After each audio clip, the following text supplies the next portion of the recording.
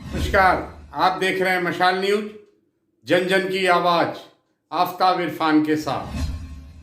सिरोही को आज एक और नई सौगात मिली विधि महाविद्यालय भवन के रूप में। विधायक संयम लोढ़ा ने चुनाव जीतने के बाद कई स्वीकृतियां जिले को दिलवाई, उन्हीं को अब अमली जामा पहनाने में लगे हैं विधायक लोढ़ा। और उसी घोषणाओं में एक लॉ कॉलेज भवन का निर्माण केपी संघवी ट्रस्ट से अपने व्यक्तिगत प्रयासों से विधायक लोढ़ा ने किया और उसको आज मूर्त रूप देते हुए उस भूमि का आज भूमि पूजन हुआ और शिलान्यास हुआ। इस अवसर पर ट्रस्ट के कीर्ति भाई भी मौजूद थे। साथ ही नगर परिषद सभापति महेंद्र मेवाड़ा, उप सभापति जितेंद्र सिंघी, एडीएम, एसडीएम और वकील मंडल के अध्यक्ष मान सिंह देवड़ा सहित कई गणमान्य नागरिक मौजूद थे।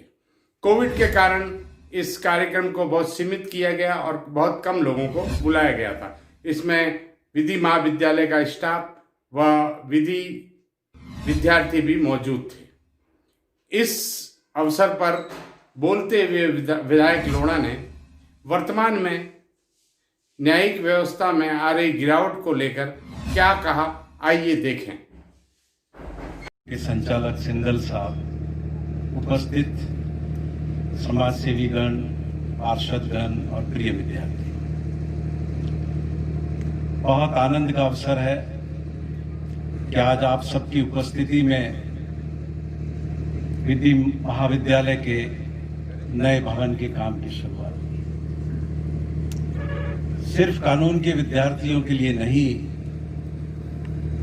देश के सभी नागरिकों के लिए ये समय एक कठिन समय है कि जब हम चारों तरफ देख रहे हैं कि संवैधानिक संस्थाओं में लगातार गिरावट आ रही, उनके कामकाज में गिरावट आ रही, और एक कानून के विद्यार्थी के रूप में मैं जो देखता हूं वो हम सबसे और अधिक सजगता की अपेक्षा रखता है। आप देख रहे होंगे कि विगत कुछ समय में सुप्रीम कोर्ट की संविधान पीठ के किए हुए निर्णय किस रूप में निचली अदालतों के द्वारा नहीं माने जा रहे। उन फैसलों की रोशनी में उनको काम करना चाहिए, लेकिन उनको दरकिनार करके हाईकोर्ट तक काम कर रहे हैं। और सिर्फ हाईकोर्ट ही नहीं, सुप्रीम कोर्ट भी अपनी संविधान पीठ के द्वारा दिए गए पहले के निर्णयों की अनदेखी कर रहा है। ये सब बहुत चिंता का विषय है। भारत की संसद में भारत सरकार, राजस्थान सरकार कानून बनाने की जो शक्तियां दी हुई है, संविधान में जो वर्णित है, उसकी पालना करने की दिशा में भी हम कमजोरी देख रहे हैं। जो समवर्ती सूची है, सेंट्रल लिस्ट है, स्टेट लिस्ट है, क्या कानून बनाने के प्रावधान है, बहुत साफ उल्लेख है। और उन सभी मामलों को लेकर विगत 50, 60, 65 साल में अनेकानेक सुप्रीम कोर्ट ने निर्णय दे रखे हैं। उस सब के बावजूद चालाकी से अगर जो संविधान में दिए हुए प्रावधान है उसकी खिलवाड़ करने की कोशिश की जाएगी तो आने वाले वक्त में हमारी सार्वभौमिकता के लिए बहुत बड़ा खतरा उत्पन्न हो सकता है। ये सब समझने की जरूरत है और खास तौर पे जो कानून के विद्यार्थी हैं उनको बहुत ध्यान देने की जरूरत है। मैं भी लॉ का स्टूडेंट रहा हूं और कानून का विद्यार्थी होना ही अपने आप में बहुत मजे की बात है। आप बहुत सी चीजें जो हमारी कार्यपालिका नहीं करती है, न्यायपालिका करती है। बहुत से अनेक चीजें लोगों के जीवन में बेहतर करने का काम हाई कोर्ट और सुप्रीम कोर्ट ने की है। मैं अपने छोटे से एक दो आपको अनुभव शेयर करूंगा। मैं जब यूथ कांग्रेस का कार्यकर्ता होता था, मैं सगालिया गांव में गया तो वहां मैंने देखा कि लोगों के पैर नीचे से टेढ़े हुए हुए, वो मुड़ जाते हैं नीचे से पैर। और जब मैंने पूछा कि क्या कारण है ये पैर मुड़ जाते हैं, तो बताया कि पानी इतना दूषित है कि वो पैर मुड़ जाते हैं। उस वक्त कोई एमएलए नहीं था। मैंने जिला कलेक्टर को रिप्रेजेंट किया कि भाई ये इस तरह का पानी है। फिर स्टेट तक हम गए तो पता चला कि साहब ऐसा नहीं। उन सारे लोगों की मैंने फोटोग्राफी की, वीडियोग्राफी की और राजस्थान हाईकोर्ट में एक पिटिशन किया 93 में। 213 गांव सिरोही जिले में उस समय ऐसे थे जो ज्यादा फ्लोराइड का पानी पीते थे। और मैं आज शुक्रिया अदा करूंगा राजस्थान हाईकोर्ट का कि लगातार कई सालों तक सुनवाई करके आज सिरोही जिले में उन्होंने ये स्थिति ला करके खड़ी की कि किसी भी जगह सारे वो गांव रीजनल स्कीम से जुड़ चुके हैं, क्षेत्रीय जल प्रदाय योजना से। यदि लोकल सोर्स का पानी ठीक नहीं है, दूसरी जगह से योजना बना करके पाइपलाइन के जरिए उन सारे गांवों को करेंगे। ये हाईकोर्ट का कंक्लूजन है। फिर मैं आपको एक और किस्सा बताता हूं। तब भी मैं एमएलए नहीं था। सिरोही के हॉस्पिटल में खाली 15 डॉक्टर होते थे। महिला कांग्रेस ने डेमोन्स्ट्रेशन रखा हॉस्पिटल की हालात को लेकर कि गर्भवती महिलाओं को निजी अस्पतालों में जाना पड़ रहा है, इस तरह की इश्यूज। जब हम गए तो जिला कलेक्टर ने कहा कि आपको पता है मेरी माता फोड़ी भी होगी कि स्टेट करेगा ये वगैरह। मैंने कहा चलो ठीक है। फिर चीफ सेक्रेटरी होते थे CS राजन साहब, दोस्त थे हमारे। मैं उनके पास गया और मैंने कहा साहब डॉक्टर वगैरह तो लगाओ, हम तो इतने इसमें कष्ट पा रहे हैं। तो उन्होंने मुझे स्ट्रेट फॉरवर्ड कर दिया कि सही मुझे आपको पता है। मैं डॉक्टर कहां से उठा के दूं, नहीं कर पाए। मैंने कहा आपको चारा नहीं, हाईकोर्ट गए। आज आप सिरोही के हॉस्पिटल में ये जो 40 डॉक्टर देख रहे हैं 15 की तुलना में, ये इस गवर्नमेंट में नहीं लगे, ये पिछली बीजेपी गवर्नमेंट लगे और हाईकोर्ट का ऑर्डर से। तो कानून की, न्यायपालिका की लोगों के जीवन को बेहतर करने में इतनी बेहतरीन भूमिका है। मेरे सामने जितने भी लॉ के स्टूडेंट बैठे हुए, मैं उनसे विनती करूंगा कि आप लोगों के जीवन को बेहतर करने में बहुत बड़ी भूमिका निभा सकते हैं। किसी भी जगह किसी भी व्यक्ति के नागरिक अधिकारों का हनन होता है किसी भी रूप में, हम सबको उसके साथ खड़ा रहना चाहिए। हम किसी के भी नागरिक अधिकारों के हनन में साथ खड़े नहीं रहते हैं तो कल वही चीज हमारे साथ भी होगी, तब हमारे साथ कोई भी खड़ा हुआ नहीं रहेगा। आज इस मौके पर मैं हमारे हायर एजुकेशन के कमिश्नर, जो अब तो नहीं है उस डिपार्टमेंट में, मिस्टर प्रदीप बोरट, उनका बहुत शुक्रिया अदा करूंगा।